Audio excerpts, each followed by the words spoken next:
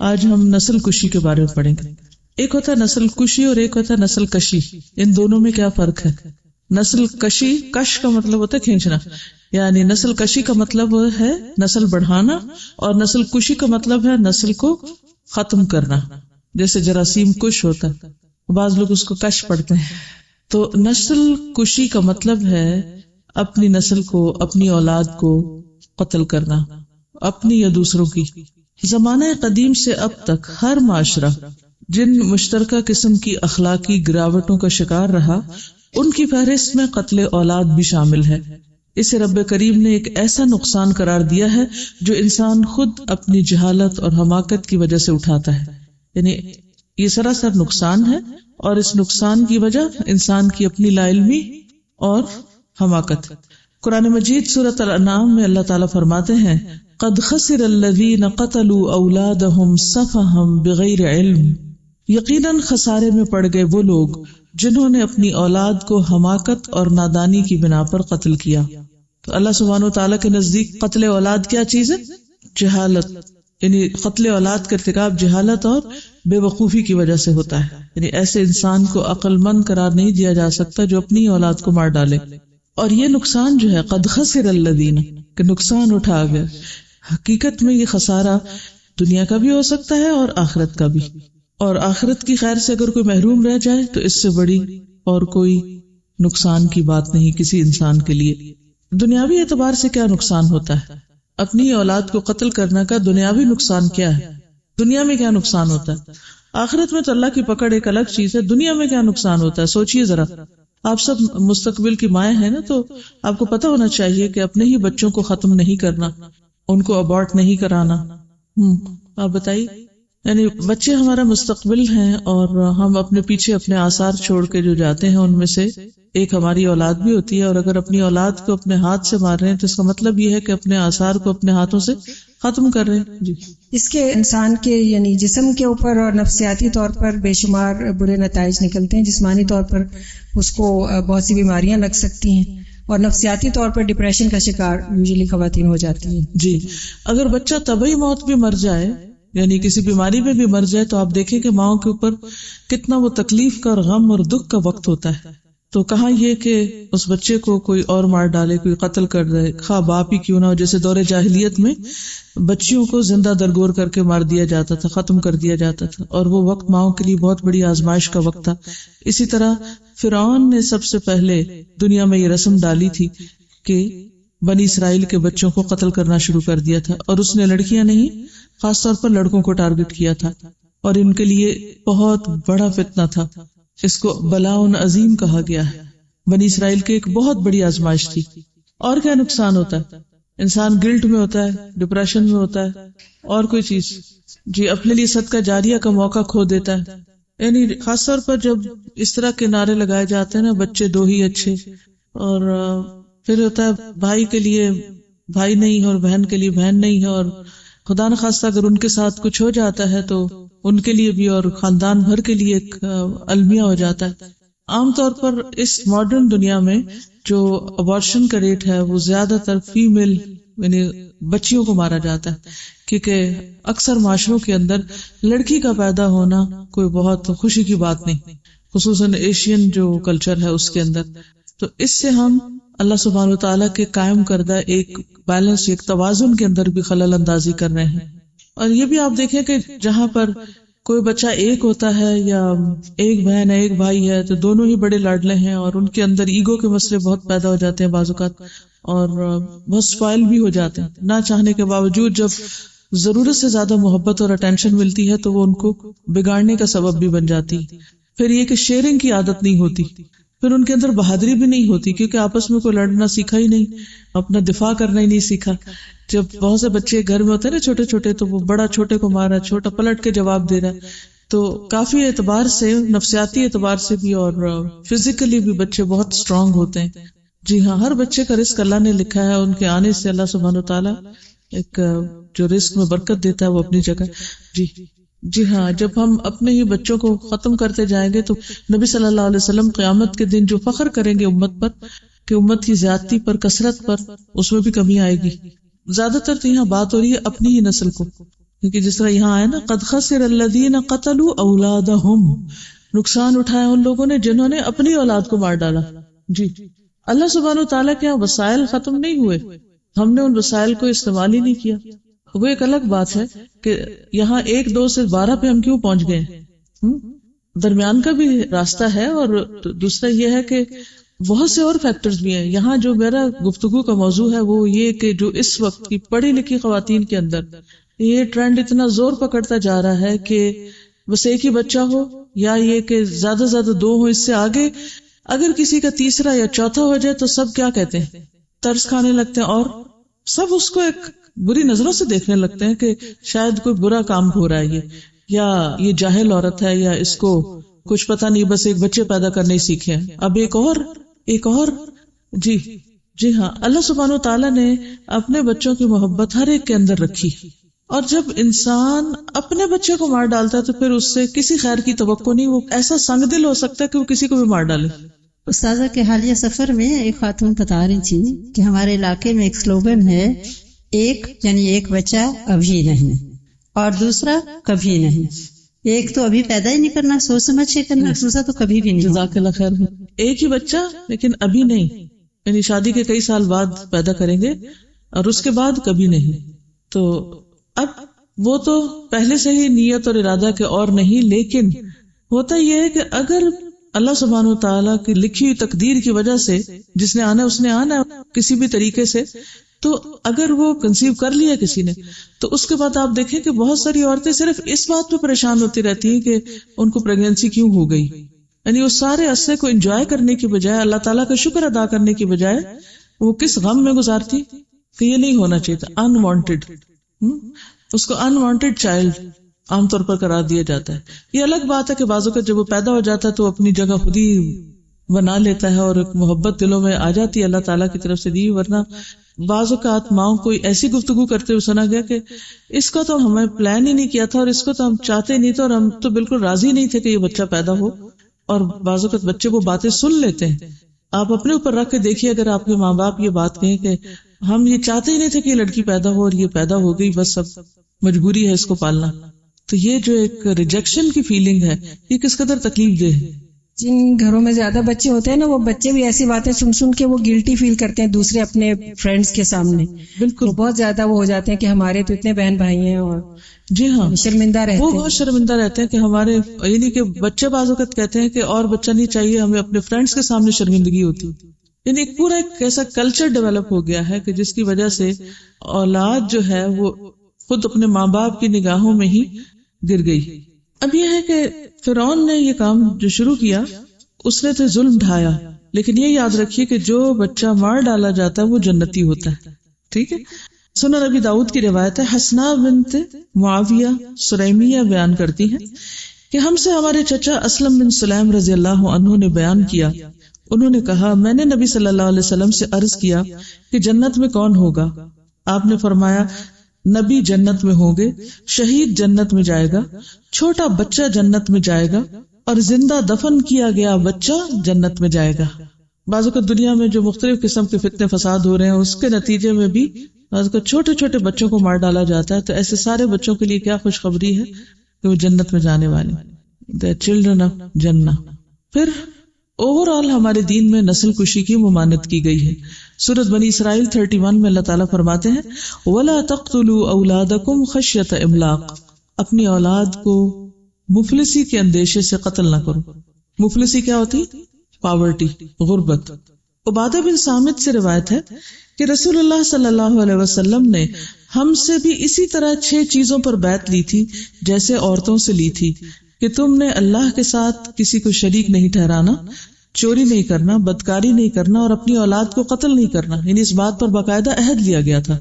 ایک اور روایت میں آتا ہے، صحیح بخاری کی روایت ہے، رسول اللہ صلی اللہ علیہ وسلم نے فرمایا، اور اس وقت آپ کے پاس صحابہ کی ایک جماعت تھی، کہ آؤ مجھ سے اس بات کا عہد کرو کہ اللہ کے ساتھ کسی کو شریک نہ ٹھہراؤ گے، چوری نہ کرو گے، زنا نہ کرو گے، اور اپنی اولاد کو قتل نہ کرو گے. رسول اللہ صلی اللہ علیہ وسلم نے باقاعدہ اس پر عہد لیا، پرومس لیا. عورتوں سے الگ لیا، مردوں سے لیا. اور عورتوں سے جو آپ نے پرومس لیا وہ سورۃ الممتحنہ کی آیت نمبر 12 ہے، یا ایھا النبی اذا جاءک المؤمنات یبایعنک علی الا یشرکن باللہ شیئا ولا يسرقن ولا يزنين ولا يقتلن أولادهن ولا يأتين ببهتان يفترينه بين أيديهن وأرجلهن ولا يعصينك في معروف فبايعهن واستغفر لهن الله إن الله غفور رحيم. اے نبی صلی اللہ علیہ وسلم، جب مسلمان عورتیں آپ سے ان باتوں پر بیعت کرنے آئیں کہ وہ اللہ کے ساتھ کسی کو شریک نہ کریں گی، چوری نہیں کریں گی، زنا کاری نہ کریں گی، اپنی اولاد کو نہیں ماریں گی، اور کوئی ایسا بہتان نہ باندھیں گی جو خود اپنے ہاتھوں پیروں کے سامنے گھڑ لیں، اور کسی نیک کام میں آپ کی نافرمانی نہ کریں گی، تو آپ ان سے بیعت لے لیا کریں. ٹھیک ہے، اور ان کے لیے اللہ سے بخشش طلب کریں، بے شک اللہ تعالیٰ بخشنے والا اور معاف فرمانے والا ہے. لیکن یہ وعدے کس کے لیے ہیں؟ جو یہ بڑے بڑے گناہ نہ کریں. جب آپ صلی اللہ علیہ وسلم سے کبیرہ گناہ کے بارے میں پوچھا گیا تو آپ نے کیا فرمایا؟ اللہ کے ساتھ شرک کرنا. اس کے بعد اپنی اولاد کو مفلسی کے ڈر سے قتل کرنا کہ وہ تمہارے ساتھ کھانے میں شریک ہو جائے گی. پھر جنگ میں بھی بچوں کو قتل نہ کرنے کی تلقین کی گئی. رسول اللہ صلی اللہ علیہ وسلم جب کسی شخص کو کسی دستے یا کسی بڑے لشکر کا امیر بنا کر روانہ کرتے تو اسے خود اپنی ذات میں اللہ کا تقوی اختیار کرنے اور اپنی معیت میں دوسرے مسلمانوں کے ساتھ بھلائی کرنے کی وصیت کرتے اور فرماتے اللہ کے نام سے اور اللہ کی راہ میں غزوہ کرو اور اللہ کا انکار کرنے والوں سے قتال کرو، غزوہ کرو، غنیمت میں خیانت نہ کرو، غدر نہ کرو، دھوکہ نہ دو، مقتولین کے اعضاء نہ کاٹو اور کسی بچے کو قتل نہ کرو. تو یہ آپ جس کو امیر بنا کے بھیجتے اس سے یہ وعدہ لیتے اور اس کو نصیحت کرتے کہ جنگ کی اخلاقیات کیا ہیں. اب ایسا ہے کہ بچوں کے مختلف سٹیجز ہوتی ہیں. آپ بتائیں گے کہ کون کون سی سٹیجز ہوتی ہیں اور بچہ کب تک بچہ رہتا ہے اور کہلاتا ہے بچہ؟ پہلی سٹیج کون بتائے گا؟ جب ووم میں ہوتا ہے، ماں کے پیٹ میں ہوتا ہے. اس کی دو سٹیجز ہیں، ایک ہے 120 ڈیز سے پہلے کی اور ایک ہے اس کے بعد کی. یہ ایک بڑی تقسیم کی جاتی. لیکن 120 ڈیز سے پہلے کی بھی ایک اور تقسیم ہے اور وہ ہے 40 ڈیز کی. پہلے نطفہ، پھر اس کے بعد علقہ، پھر مضغہ اور اس کے بعد پھر اگلی سٹیجز آتی. تو ان سٹیجز میں بھی بچے کا قتل منع ہے. آگے میں چل کے بتاؤں گی کہ اگر کوئی قتل کرے، خواہ ماں ہی کرائے جان بوجھ کر، تو اس کا کفارہ کیا ہے اور اس کی دیت کیا ہے. یعنی دو چیزیں اس پر، کفارہ بھی اور دیت بھی. اور اس کے بعد جب پیدا ہو جائے تو پیدا ہونے کے بعد اگر کوئی قتل کرے تو اس کے لیے کیا حکم ہے. بچے کو دنیا میں آنے سے پہلے زندگی کے ابتدائی مراحل میں تلف کرا دینا یعنی ابارٹ کرا دینا یا دنیا میں آنکھیں کھولنے کے بعد مار ڈالنا، دونوں صورتیں گناہ کبیرہ کے زمرہ میں آتی، یعنی بہت بڑا گناہ ہے، خطأ کبیرہ. دوران حمل بچہ خواہ چند ہفتوں کا ہو یا چند دنوں کا اسقاط کہتے ہیں ابارٹ کروا کر، یا پیدائش کے بعد اسے اس نیت سے کسی ایسی جگہ ڈال کر کہ اس کی قسمت میں زندہ رہنا ہو تو کو اٹھا کے پال لے گا اور ہم اس کے قتل کے جرم سے بری ہو جائیں گے. یعنی ہم قتل نہیں کرتے، بس کہیں پھینک آتے ہیں اور اس کے والدین کا پتہ بھی نہ چل سکے گا، جبکہ وہ بچہ کسی جانور کا شکار بھی ہو سکتا ہے. کوئی بلی کھا سکتی ہے، کوئی کتا کھا سکتا ہے، کوئی اور جانور اس کو کھا سکتا ہے. یہ سب قتل اولاد کی صورتیں، ڈائریکٹ کیا یا انڈائریکٹ اس کو ان اٹینڈڈ چھوڑ دیا. بعض بچے سردی میں ٹھٹر کے مر جاتے ہیں، بعض یعنی انہیں کوئی اٹھانے والا نہیں تو رو رو کے وہ ختم ہو جاتے ہیں. یہ سب چیزیں قتل میں ہیں اور اس میں جو بھی شریک ہوگا. عموماً کون کون شریک ہوتا ہے؟ ماں باپ، بعض اوقات کوئی سہیلی، دوست اور ڈاکٹر. بعض اوقات جو دائیاں ہوتی ہیں عام طور پر جو گھروں میں جاتی ہیں، خصوصاً گاؤں وغیرہ میں جو ایک ہوتے ہیں نا، ایک تو ڈاکٹرز ہیں، پھر LHVs ہیں، پھر اس کے بعد جو گھریلو دیسی علاج کے ساتھ کرتی ہیں یہ سب کچھ. تو کوئی بھی ہو جو کرنے والا وہ سب اس میں شریک. کوئی جو اس کو مشورہ دے وہ بھی شریک ہے. پیچھے آپ نے کیا پڑھا قتل کے بارے میں؟ ایک ہوتا براہ راست کوئی قتل خود کرے اور ایک یہ ہے کہ اس کی نیت کرے اور پھر مشورہ دے، اس کو سپورٹ کرے، اس کو کوئی آلہ اٹھا کے پکڑائے، کوئی دوا خرید کے دے. جی ہاں، بعض اوقات نہیں انل منکر نہیں کرتے، روکتے نہیں ہیں. تو یہ کوئی معمولی بات نہیں ہے انسان کی جان لینا، کسی کو حق نہیں. مجھے ڈائریکٹ ایک جگہ سے بات کرنے کا موقع ملا کہ جہاں سے انہوں نے یہ فتویٰ دیا کہ عورت کے جسم میں کمزوری ہو تو وہ اپنا بچہ ساقط کروا سکتی ہے. میری دوست کی بیٹی پریگننٹ ہو گئی تو اس کا جو لڑکی کا شوہر تھا وہ ایک خاص مسلک کو فالو کرتا تھا. تو ارلی پریگنینسی اسی طرح ہی انوانٹیڈ سی ہو گئی، تو ایک بچہ دوسرا چھوٹا تھا، تو اس نے اپنی بیوی کو کہنا شروع کر دیا کہ بس تم ضائع کرو ضائع کرو، میں فتویٰ لے کے آ گیا. تو مجھے شک ہوا کہ یہ لڑکا دینی بھی ہے اور یہ کہاں سے فتویٰ لے کے آیا. تو میں نے ان کا کراچی میں وہاں فون کیا جو دارالفتہ یا کچھ تھا، اور میں نے ڈائریکٹ وہ جو فتویٰ دیتے ہیں ان سے پوچھا، میں نے کہا کہ کیا اس طرح ابورٹ کرایا جا سکتا ہے بچہ؟ تو انہوں نے کہا کہ ہاں، اگر عورت کمزور ہے تو وہ بچے کو ضائع کر سکتی ہے. حالانکہ قرآن پاک میں تو اللہ تعالیٰ نے فرمایا کہ واہنن اللہ واہن، عورت تو کمزوری اٹھاتی ہے اس سلسلے میں. کمزوری کا لیول کون ڈٹرمن کرے گا؟ اس میں یہ ہے کہ اگر ماں کی جان کو خطرہ ہے تو وہ اور بات ہے، لیکن کمزوری کی بات ہے. بغیر شادی شدہ لڑکیاں بھی بہت کمزور ہیں آج کل، جی، جن پہ ابھی ایسا کوئی بوجھ پڑا ہی نہیں، وہ بھی بڑی ویک فیل کرتی. جی ایکچولی اس میں یہ ہوتا ہے کہ وہ پوری طرح حقیقت کو سمجھتے نہیں. مفتی عام طور پر وہی فتویٰ دے دیتے ہیں جس طرح ہم ان کو کیس پیش کرتے ہیں، یعنی اپنی مرضی کا کروانا ہو تو اس طرح کے دلائل دے دیے، دوسری راہ نہیں دکھاتے. ایکچولی جب اللہ کا ڈر آتا ہے نا دل میں، اور یہ پتہ چل جاتا ہے کہ یہ کتنا گمبھیر اور کتنا بڑا جرم ہے اور اس کے کیا کیا نقصانات ہیں، تو پھر ہی انسان بچ سکتا ہے اللہ کی توفیق سے.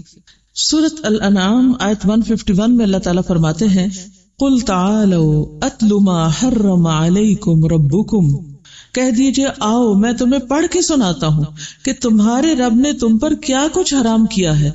اللہ تشرکوا بہ شیئا، کہ تم اس کے ساتھ کسی کو شریک نہ ٹھہراؤ. وبالوالدین احسانا، اور والدین کی نافرمانی نہ کرو بلکہ ان کے ساتھ احسان کرو. ولا تقتلوا اولادکم، اور اپنی اولادوں کو قتل نہ کرو، من املاق، مفلسی کے ڈر سے، پاورٹی کے خوف سے. نحن نرزقکم وإیاہم، تمہیں بھی ہم رزق دیتے ہیں اور ان کو بھی ہم رزق دیتے ہیں. نبی صلی اللہ علیہ وسلم نے فرمایا اللہ تعالیٰ نے تم پر ماؤں کی نافرمانی، لڑکیوں کو زندہ دفن کرنا، واجب حقوق کی ادائیگی نہ کرنا اور دوسروں کا مال ناجائز طریقے پر دبا لینا حرام قرار دیا. یعنی شاید شراب کی حرمت کے لیے بھی اتنے واضح الفاظ نہیں ہیں جتنے بچوں کے قتل کی حرمت کو واضح کرنے کے لیے اللہ تعالیٰ نے فرمایا قل، کہہ کے آپ فرمائے کہہ دیجئے، تعالو، آؤ ادھر، توجہ کرو، آؤ بیٹھو سنو، میں تمہیں بتاتا ہوں. ما حرم ربکم، کیا حرام کیا. اور حرم باب تفعیل میں شدت بھی ہے کہ تمہارے رب نے تم پر حرام کیا، یعنی اس میں کوئی گنجائش ایسی نہیں نکلتی اللہ یہ کہ ایکسیپشنل صورت جو کسی بھی شکل میں ہوتی ہے. اس کو آپ اس مثال سے بھی سمجھ سکتے ہیں کہ کن حالات میں روزہ توڑا جا سکتا ہے. آپ نے اگر روزہ رکھا ہوا ہے تو کب آپ روزہ توڑیں گے؟ آپ کو چھینک وینک آ جائے، کوئی سر درد ہو جائے، تھکاوٹ لاحق ہو جائے، تھوڑی پیاس لگ جائے، تو کیا کریں گے؟ روزہ توڑ دیں گے، صبر کریں گے نا، کیونکہ انسان تو مشقت میں پیدا کیے گئے. اسی طرح اگر کسی کی پریگننسی ہے تو سمجھے کہ وہ بھی روزے سے ہے. تو اگر کوئی بھی تکلیف ایسی آ گئی ہے تو اس صورت میں کیا کرنا ہوگا؟ صبر کرنا ہوگا. اور پھر یہ کہ بعض اوقات ایک ہی ڈاکٹر کی رائے نہیں بلکہ خدا کا خوف رکھنے والی ڈاکٹر کی رائے لے کر اور سیکنڈ اوپینین بھی لے کر پھر اس کے بعد کوئی قدم بڑھانا ہوگا. چھوٹی چھوٹی باتوں پر اس چیز کو آسان کر دینا بہت سی خرابیوں کے دروازے بھی کھولتا ہے. عبداللہ بن مسعود بیان کرتے ہیں میں نے نبی صلی اللہ علیہ وسلم سے دریافت کیا اللہ تعالیٰ کے نزدیک سب سے بڑا جرم کون سا ہے؟ آپ نے فرمایا سب سے بڑا گناہ یہ کہ تم اللہ کے ساتھ کسی دوسرے کو شریک بناؤ حالانکہ اسی نے تم کو پیدا کیا. میں نے کہا یہ یقیناً بہت بڑا جرم ہے، اس کے بعد کون سا جرم بہت بڑا ہے؟ آپ نے فرمایا وہ یہ ہے کہ تم اپنی اولاد کو اس ڈر سے قتل کرو کہ وہ تمہارے ساتھ کھانے میں شریک ہوگی. پھر اسی طرح سورۃ الانعام میں اسے مشرکانہ طرز عمل بتایا گیا کہ یہ تو مشرکین کا طریقہ ہے، مسلم کو تو یہ زیب نہیں دیتا. فرمایا اور اسی طرح بہت سے مشرکوں کے لیے اپنی اولاد کو مار ڈالنا ان کے شریکوں نے خوشنما بنا دیا ہے تاکہ وہ انہیں ہلاک کریں اور تاکہ وہ ان پر ان کا دین خلط ملط کر دے، یعنی اس سے پورے دین میں خلل واقع ہو جاتا ہے. اور اگر اللہ چاہتا تو ایسا نہ کرتے. بس چھوڑو انہیں اور وہ جو جھوٹ باندھتے ہیں، یعنی ان کے جھوٹ کو بھی، اس سے کیا پتہ چلتا ہے، اور ان کے جھوٹ کو بھی چھوڑ دو. فذرہم وما یفترون، جو جھوٹ وہ گھڑتے ہیں یا جو جھوٹی موٹی باتیں وہ بناتے ہیں، ایسا ہو جائے گا ویسا ہو گا، کیسے کیسے خوف دلاتے ہیں، ان سب چیزوں کو اگنور کر دو. پھر آپ دیکھیے کہ قیامت کے دن سوال بھی کیا جائے گا. قرآن مجید میں آتا نا وَإِذَا الْمَوْءُودَةُ سُئِلَتْ، کیا بِأَيِّ ذَنبٍ قُتِلَتْ، جب زندہ گاڑی ہوئی لڑکی سے سوال کیا جائے گا کہ کس گناہ کی وجہ سے وہ قتل کی گئی. تو آپ دیکھیے کہ یہ دور جاہلیت کا کام تھا، اور آج کے دور میں جسے بہت ماڈرن زمانہ کہا جاتا ہے اس میں کیا ہو رہا ہے؟ کس کی پیروی ہو رہی؟ دور اسلام کی پیروی ہو رہی ہے، دور جاہلیت کی ہو رہی؟ Ignorance کو they label it with the modern names اور اس کے سلوگنز چینج کر دیتے ہیں کہ ایک عام جو بندہ ہوتا ہے اس کو بھی نہیں پتا ہوتا کہ میں اتنا بڑا کام کرنے لگا ہوں، اتنا بڑا جرم کر رہا ہوں. وہ خوشنما بنا دیا نا شیطان نے، ان کے اعمال کو خوشنما بنا دیا. اور وہ جو گڑھتے رہتے ہیں، گڑھنا کیا ہوتا ہے؟ بیٹھ کے کسی چیز کو اچھا یہ یوں کر دو، ایسا کر دو، ویسا کر دو، یوں کریں گے تو زیادہ افیکٹو ہوگا. عام طور پر جیسے سلوگنز وغیرہ تیار ہوتے ہیں تو اس میں اس کا حقیقت سے کوئی تعلق نہیں ہوتا، وہ ایک جھوٹی ملمہ سازی ہوتی. اللہ سبحانہ وتعالیٰ نے بہت رائٹلی فرمایا کہ چھوڑو ان کو، اور جو کچھ یہ گھڑتے ہیں ان کی باتوں کو بھی ان پر یقین نہ کرو. عام طور پہ قتل کیوں کرتے ہیں لوگ؟ نسل کشی کے اسباب کیا ہیں؟ اب آپ بتائیے مجھے. سب سے پہلا سبب، وجہ خشیت املاک، مفلسی کے ڈر سے، کہ اگر 2 بچے ہو گئے، 4 ہو گئے تو پھر ان کو کھلائیں گے کہاں سے، یا پھر یہ کہ وہ پڑھیں گے کہاں سے، پھر کوالٹی لائف ان کو نہیں ملے گی وغیرہ وغیرہ. تو اللہ سبحانہ وتعالیٰ نے اس کا جواب کیا دیا؟ نحن نرزقکم وإیاکم. ایک جگہ فرمایا نرزقکم وإیاہم، اور فرمایا سورۃ بنی اسرائیل آیت 31 میں ان قتلہم کان خطئا کبیرا. ان کا قتل بہت بڑی خطا ہے، بہت بڑی غلطی، چھوٹی نہیں ہے، یعنی کبیرہ گناہ ہے، حرام ہے، خطئا کبیرہ ہے. کیونکہ جتنے بھی جاندار زمین پر ہیں ان کا رزق کون دے رہا ہے؟ اللہ تعالیٰ فرماتے ہیں وَكَأَيٍّ مِّن دَابَّةٍ لَا تَحْمِلُ رِزْقَهَا. کتنے ہی جاندار زمین میں ایسے ہیں جو اپنا رزق خود نہیں اٹھائے ہوئے. اللہ یرزقها، ان سب کو اللہ رزق دیتا ہے. وَإِيَّاكُمْ، اور تم کو بھی. وَهُوَ السَّمِيعُ الْعَلِيمُ، اور وہ سننے والا ہے، جاننے والا ہے. اللہ سبحانہ وتعالیٰ نے زمین کے اندر ہر چیز کے خزانے رکھ دیے ہیں. یہ الگ بات ہے کہ ہم سستی کے مارے پڑے رہے اور اٹھ کے کام نہ کریں، ورنہ رزق کی کمی نہیں ہے. قرآن پاک میں آتا ہے نا وَقَدَّرَ فِيهَا أَقْوَاتَهَا فِي 4 أَيَّامٍ سَوَاءً لِلسَّائِلِينَ، کہ اللہ تعالیٰ نے 4 دنوں میں زمین میں اس کی غذائیں رکھ دی. اقوات اندازے کے ساتھ رکھ دی. کون سا اندازہ تھا؟ کیا تھی تقدیر اس کی؟ کہ کتنے لوگ میں نے پیدا کرنے ہیں اور ان کا رزق کتنا ہوگا. اس حال میں کہ سوال کرنے والوں کے لیے برابر ہے، نہیں جواب ہے. اس میں ایسے لوگوں کے ذہن میں جو سوال آتے ہیں کہ وہ کھائیں گے کہاں سے، ان کے لیے اس میں جواب ہے. جواب کیا ہے؟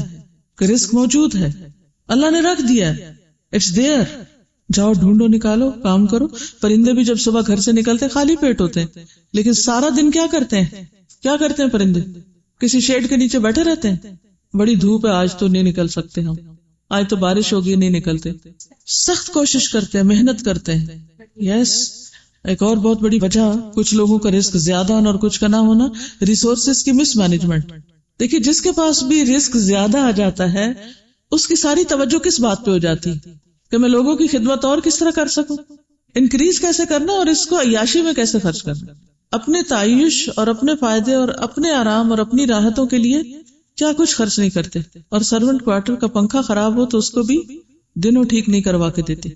تو یہ جو ریسورسز کی مس مینجمنٹ ہے اور مال کے ہونے کے باوجود صرف چند لوگوں کا یا تھوڑے لوگوں کا اس پر کنٹرول. آپ دیکھیں کہ اس وقت بھی دنیا کے بعض ممالک ایسے ہیں جس میں زائد ضرورت گندم پیدا ہوتی ہے، زائد ضرورت پھل پیدا ہوتے ہیں، لیکن وہ سارے کے سارے کیا کرتے ہیں؟ ان کو ڈسٹرائے کر دیتے ہیں، ایکسپورٹ بھی نہیں کرتے. خدا نے آج تک اس قوم کی حالت نہیں بدلی، نہ ہو جس کو خیال آپ اپنی حالت بدلنے کا. سست لوگوں کو آپ 10 مشورے دے دیں، وہ ایک پر بھی عمل نہیں کریں گے. یعنی پاکستان کے سمجھنے کے ایریا میں کہ جہاں پہ ٹریز بھی ہیں اور وی ہیو دا شیڈز اور 4 موسم بھی ہیں ماشاءاللہ. جو دبئی کے برڈز ہیں نا، ہم لوگ اپارٹمنٹ میں اندر اے سی میں بیٹھے ہوتے تھے اور وہ باہر they are just running around, even they are getting the رزق. انسان تھوڑا حیران ہوتا ہے کہ یعنی ان کے پاس کوئی شیڈز نہیں ہے، بہت ٹریز وہاں پہ نہیں ہیں، ایک فلیٹ سے دوسرے فلیٹ پہ اٹھتے ہیں وہ، اور ان کو بھی اللہ تعالیٰ دے دیتے ہیں even though it's very hard for them. بالکل.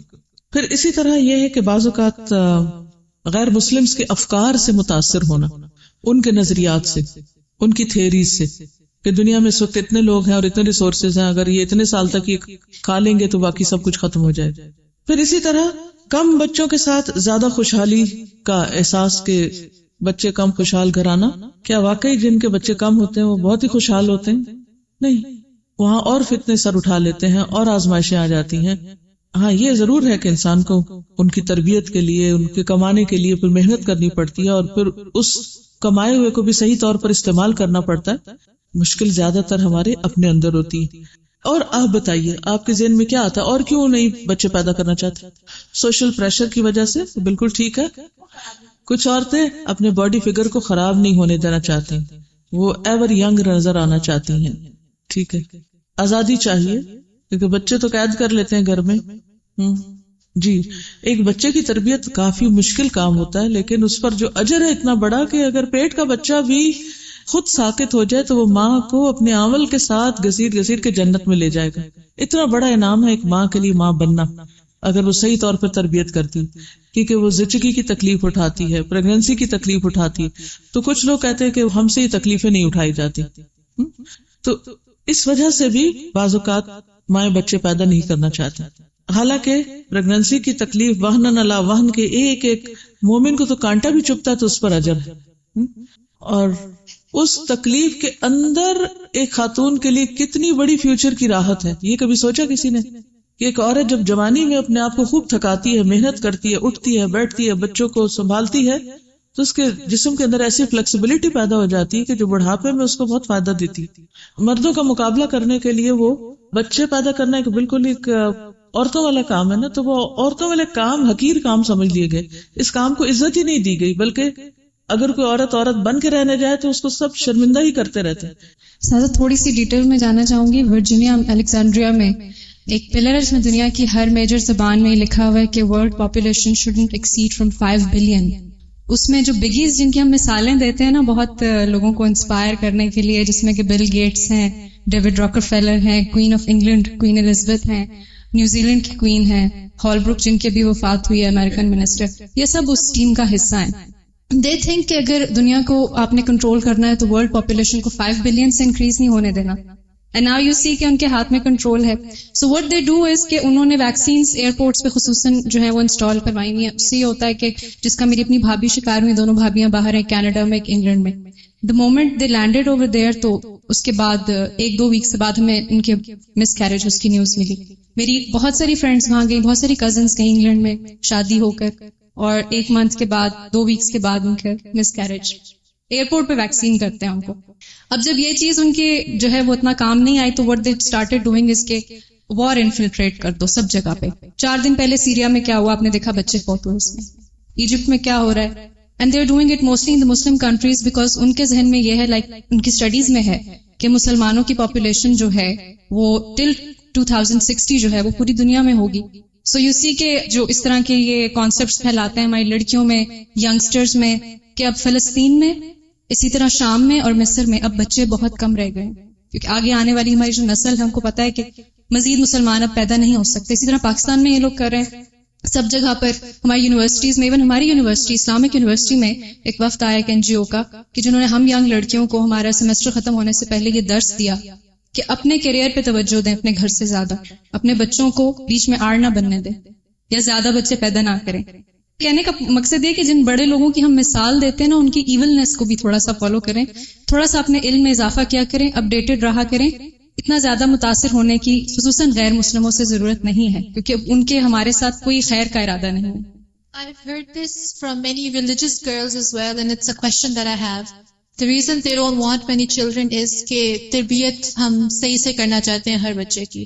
So is this a valid enough concern to limit the number of children a couple has? اس میں آپ دیکھیں کہ ہر عورت کی کیپیسٹی فرق ہے نا، جسمانی صحت، طاقت، ماحول، معاشرہ. تو اس میں جو عام طور پر کہا جاتا ہے کہ تنظیم نسل، تنظیم کا مطلب ہوتا ہے ایک آرگنائزڈ وے میں چلنا، اس کی اجازت ہے. لیکن تحدید جو ہے کہ خود سے ایک ڈیسائیڈ کر لینا کہ بس 2 ہوں گے یا 3 ہوں گے، تو یہ درست نہیں. یعنی وقت کے ساتھ ساتھ انسان کو اللہ سبحانہ وتعالیٰ بہت سی سپورٹ اور طرف سے دے دیتا ہے. پہلا بچہ سب سے زیادہ مشکل ہوتا ہے پالنا، اور جب دوسرا آتا ہے تو وہ آسان ہو جاتا ہے. تو یہ سوچنا کہ اگر زیادہ ہوگے تو تربیت نہیں ہو سکے گی، اگر آپ پہلے کی اچھی سے کر دیں تو ایسا رول ماڈل ہوتا ہے کہ دوسرے اس کو دیکھتے دیکھتے اچھی تربیت کر لیتے ہیں. تو تربیت کا بھی ایک بہت لمیٹڈ سا کانسیپٹ ہے ہمارے اندر. پھر اسی طرح بعض قتل اولاد کا غلط فعل کے نتیجے میں ہوتا ہے، زنا کے نتیجے میں. بہت سی انسانی جانیں زنا کے بعد ختم کر دی جاتی ہیں تاکہ گناہ کا کسی کو علم نہ ہو. بہت دفعہ میرے پاس ایسے کیسز آئے کہ جس میں کہا گیا کہ بچی کو بعض اوقات بات کو ڈکے چھپے انداز میں کہنے کو جو ریپ کر دیا گیا یا اس کی مرضی کے خلاف ایسا ہوا یا فلاں نے زیادتی کی یا کچھ. وہ تو اللہ ہی بہتر جانتا ہے، جھوٹ بولنے سے ہمارا جرم تو نہیں چھپ سکتا. لیکن بعض اوقات ماں باپ جوان بچیوں کی کیئر نہیں کرتے، ان کی حفاظت نہیں کرتے، اور اگر وہ کسی ایسی جگہ پر انوالو ہو جاتی ہیں اور اس کے نتیجے میں پریگنینسی ہوتی ہے تو پھر پہلے نہیں ان کو خیال آتا عزت کا، لیکن جب پریگنینسی ہو جاتی ہے تو بچے کو قتل کرنے پہ تل جاتے ہیں تاکہ گناہ چھپ جائے. اور ہوتا کیا ہے کہ جب ایک کو قتل کر لیتے ہیں تو پھر اس کے بعد عادت تو نہیں جاتی بری، پھر وہ سلسلہ بعض اوقات 1 2 3 اور ایسی کئی رپورٹس ہیں کہ یعنی کہ ملٹیپل ٹائمز لوگ ابارشنز کراتے رہتے ہیں. تو آپ صلی اللہ علیہ وسلم نے اس معاملے میں کیا حکم دیا؟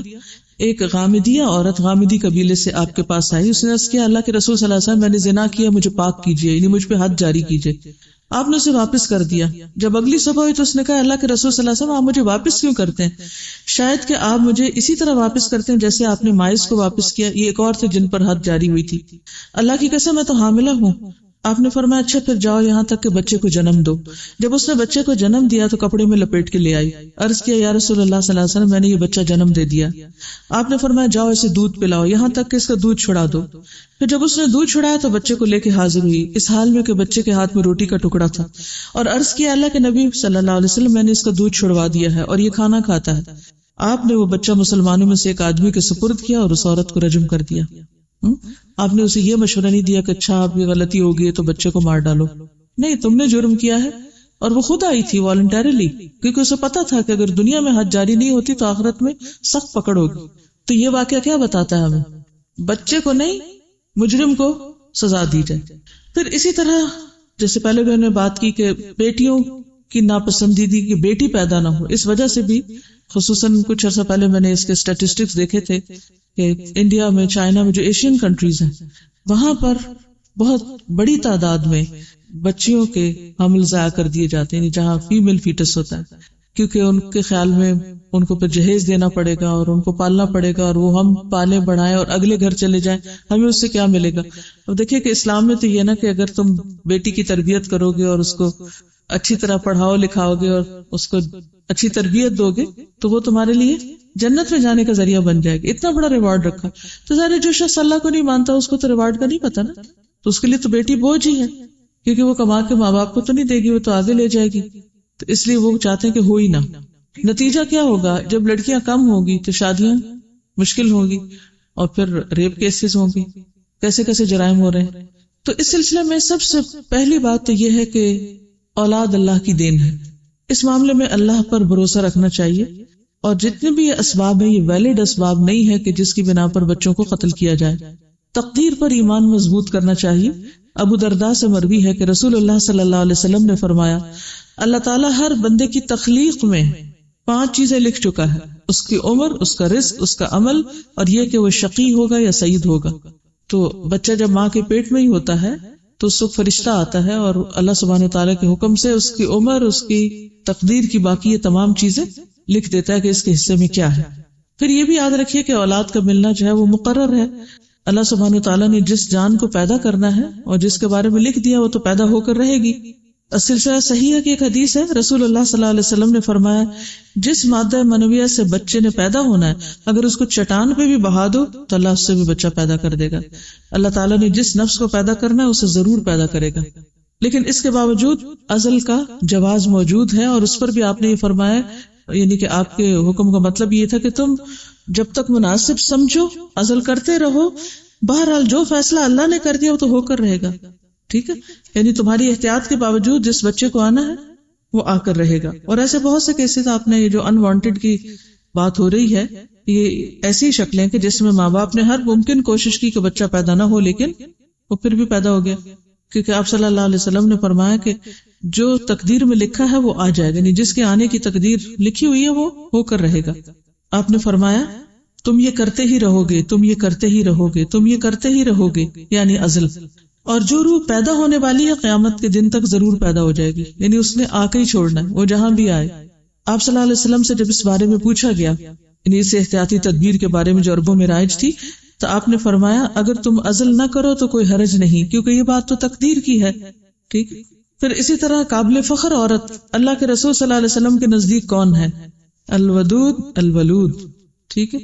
اب قتل اولاد کا کفارہ کیا ہے اگر کوئی کر چکا ہے؟ کفارہ کیا؟ آپ میں سے کسی کو معلوم ہے کیا کفارہ ہے؟ اگر کسی نے اپنے پیٹ کے بچے کو ضائع کرا دیا ہے یا کسی کا آپ نے کروا دیا ہے تو اس کا کفارہ کیا ہے؟ اس کا کفارہ یہ ہے کہ ایک غلام آزاد کرے اور ظاہر ہے اگر وہ نہیں ہو سکتا تو پھر 2 مہینے کے مسلسل روزے ہیں. روزے تو کفارہ ہے جی دیت اس کے علاوہ ہے. جی جی دیت پھر خون بہا ہے نا, وہ پھر ادا کرنا ہوگا. اور وہ یعنی ایک آزاد عورت کی جو دیت ہوتی ہے وہ 50 اونٹ ہے, تو اس کا 1/10 ہوتا ہے. 1/10 جو ہے 5 اونٹ. 5 اونٹ. اب ایک اونٹ کی قیمت کتنی ہے؟ لاکھ سے زیادہ ہی. 1 لاکھ کے قریب, 80,000, 1 لاکھ. 5 اونٹوں کی کتنی ہوگی؟ اور ماں کو اس میں سے کچھ بھی نہیں ملے گا.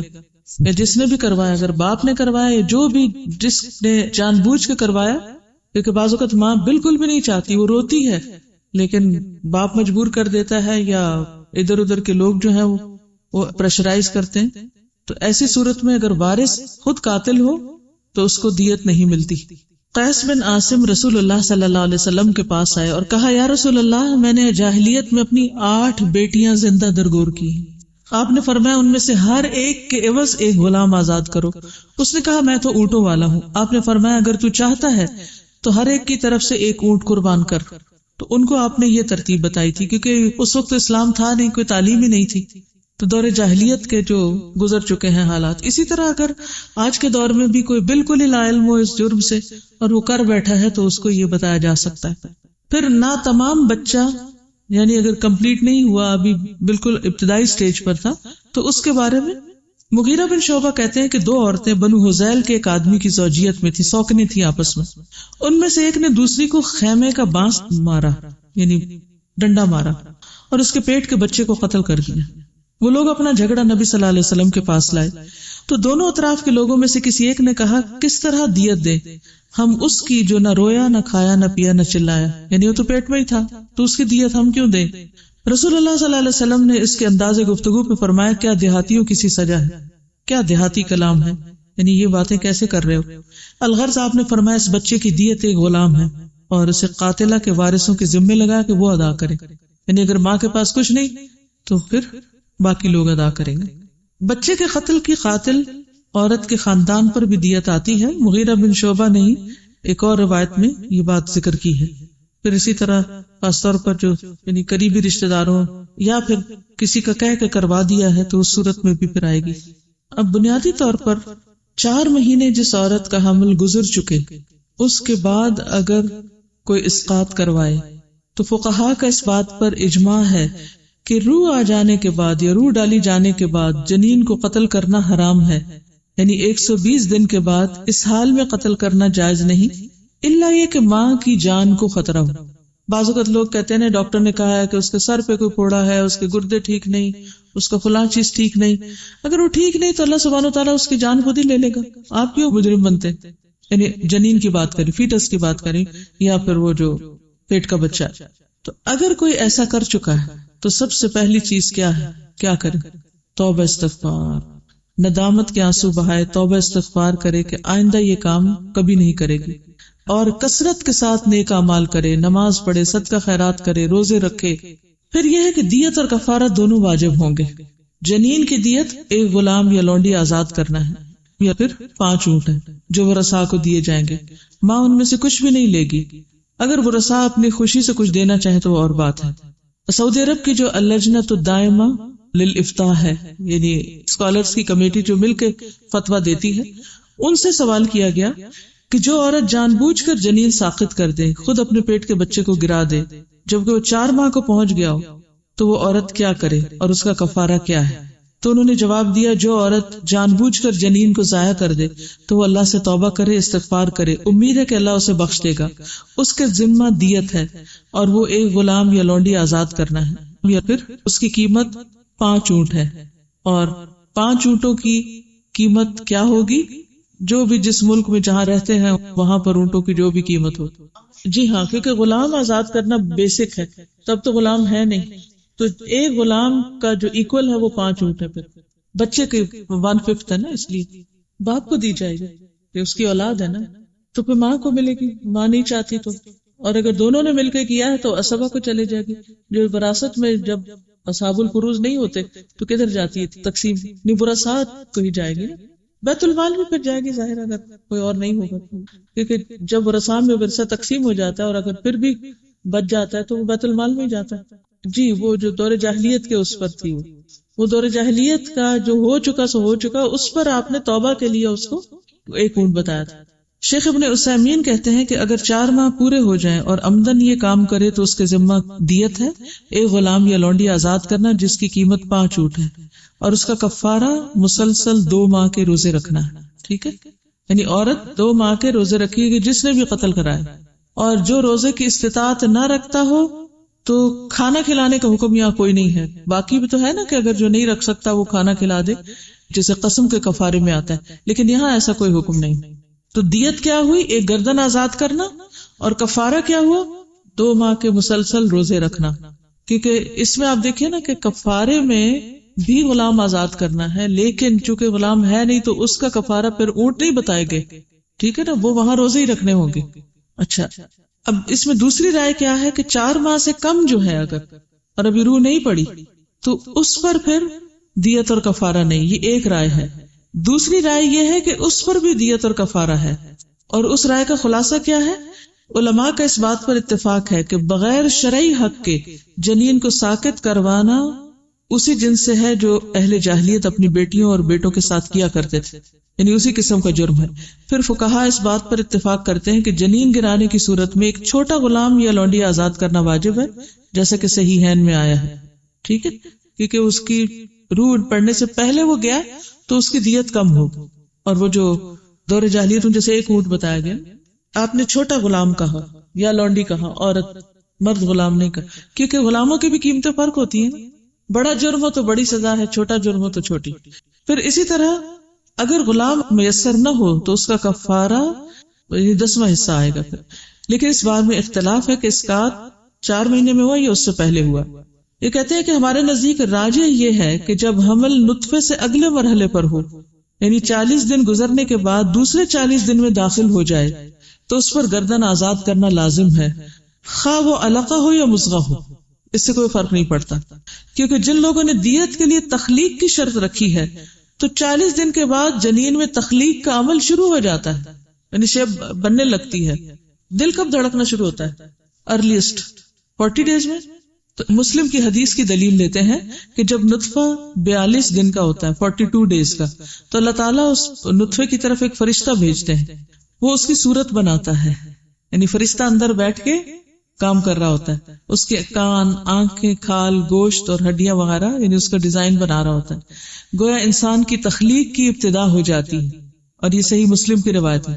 تو پھر جب وہ انسان کی شکل میں آ گیا، چاہے وہ ابھی ہمیں نظر نہیں آتی، تو اس کے لیے بھی پھر وہی کفارہ اور دیت ہوگی. تھوڑا سا مزید الیبوریٹ کرنے کے لیے کچھ آپ کو تصویریں دکھائی جائیں گی، جس سے آپ کو یہ اندازہ ہوگا کہ ارلی پریگنینسی کو بھی ابارٹ کرنا کیوں منع ہے. بظاہر یوں لگتا ہے کہ ابھی یہ بہت چھوٹی چیز ہے، علقہ ہے یا مصغہ ہے، لیکن اس میں بھی کتنی ڈیولپمنٹ ہو چکی ہوتی ہے وہ ان تصویروں سے آپ دیکھیں گے. اور خصوصاً 120 ڈیز پر بچے کی حالت کیا ہوتی ہے. یہ ہیومن ایمبریو کی، انسان کی جو تخلیق ہے ماں کے پیٹ میں، اس کی کچھ سٹیجز کی تصویریں اس میں دی گئی ہیں، تو دیکھتے ہیں. یہ آپ کو پتہ ہے نا، جو پہلے نطفہ ہوتا ہے وہ تو بالکل ہی مائکروسکوپک ایک چیز ہوتی ہے، سیل ہوتا ہے ایک، اور مدر اور فادر کا نطفہ مل کے تو اس وقت سے پھر وہ سٹارٹ ہو جاتی ہے اس کی ڈیولپمنٹ. پہلے وہ ڈیوائڈ کرتا ہے، 2 سیلز بنتے ہیں، پھر 4 بنتے ہیں، پھر 8، پھر 16، اس طرح سے وہ ڈویژن ہوتی ہے. وہ سب کچھ مائکروسکوپک ہوتا ہے. یہ بھی بہت ہی چھوٹی سی ایک چیز ہوتی ہے، 4 ویکس پر، یہ یعنی کہ 28 ڈیز پر یہ شکل ہوتی ہے انسان کی. اور اس میں جو ہے ہارٹ 18 ڈیز پہ بیٹ کرنا شروع ہو جاتا ہے، یعنی 2 ہفتے اور 2-3 دن کے بعد جو ہارٹ ہے وہ بیٹ کرنا شروع ہو جاتا ہے. اس سے کیا پتہ چلتا ہے؟ کیونکہ ہارٹ بیٹ ختم ہونے سے موت واقع ہوتی ہے، اور ہارٹ بیٹ سٹارٹ ہونے سے زندگی شروع ہو جاتی ہے. تو بعض لوگ جیسے تھوڑا سا بھی پیریڈز اوپر ہوتے ہیں تو لوگ گرم دوائیاں اور پتہ نہیں کیا کیا کھانے لگتے ہیں کہ بس جلدی سے ختم ہو جائے. تو یہ بھی غلط ہے.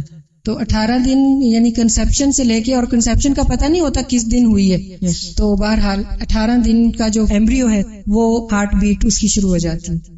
یہ ہے تقریباً 5 سے 6 ہفتے.